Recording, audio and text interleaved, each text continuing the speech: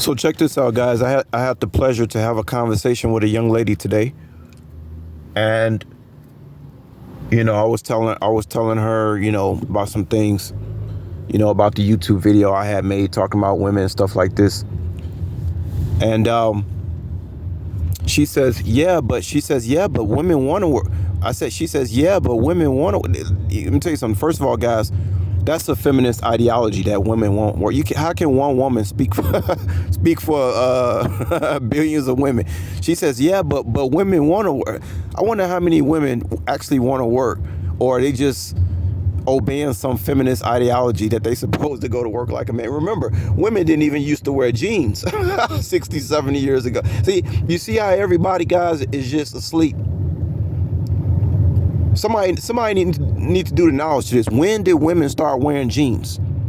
When did women start wearing jeans and marching off to the 9 to 5 job with a bucket, with a hard hat on, and a lunch pail in their hand, thinking that they a man? When did this junk start? When did women start wearing jeans, which is actually a masculine gesture? all this stuff, man. I mean, it's hilarious, y'all. It's hilarious. That's why I say you got to have a universal mind. Most people only have a mind for the last, 20, 30, 40, whatever, how many years they've been alive, which is in this reality, which is like a drop in a bucket, right?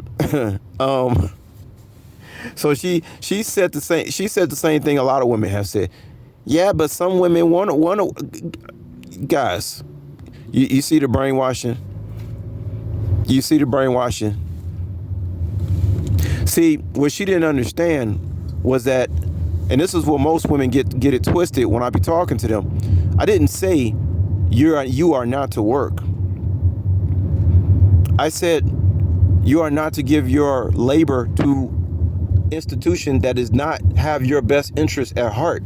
The only person that can have your best interest at heart is your husband and yourself and God. That's it. Nobody else has your best interest at heart. You know what I'm saying? I mean, this junk is hilarious. So, however, I told this girl, I said, look, because she's young. I'm like, you ain't gonna be saying that when you 40. I said, as a matter of fact, in a few years, I said, you saying that because you're young now, but when you start getting in your 30s and then you reach 40 as a woman, and you find yourself still working on a job that you work, you will wish that you had a husband that spoke just like I did. And I have to explain to this young woman. I said, I did not say you are not to work. I said you can work from home. You can figure out how to open a home-based business. And if making more money or making just as much as a man, or you want to make more money, knock yourself out.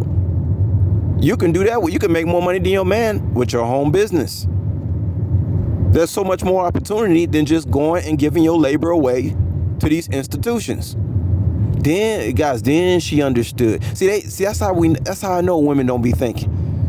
They're just programmed. Somebody programmed their mind. And a guy like myself come around and they think I'm trying to control them. No, I didn't say you can't work and make money. I said that you doing the wrong. You giving your energy to the wrong institution. Okay, that's what I said. So anyway, long story short, guys, she did understand at the end when I explained myself, and then she just gave me this look like, wow, I never thought about it. Like, I know, because women don't think. Most people don't think about nothing. They just go on whatever they've been programmed to do. They just go along. Like I said, most people just go along to get along. You know what I mean? Just go along to get along. That's what most people do, unfortunately. And that's why we're in a situation where the government has us by the balls, taking our tax dollars, which actually taxes is an illegal institution to begin with. So, it's like to each his own, man. Some people like being slaves. Just like in the slavery days, some slaves wanted to be free. Most of the slaves wanted to stay with master, right? And that's what we find ourselves today. Most slaves want to stay with master. They like that whip on their back. They just, it's called Stockholm Syndrome. When you learn to love your oppression and your slavery. You just learn to love it. You would have it no other way. And then the person who's trying to free you, you'll fight that person tooth and nail to death.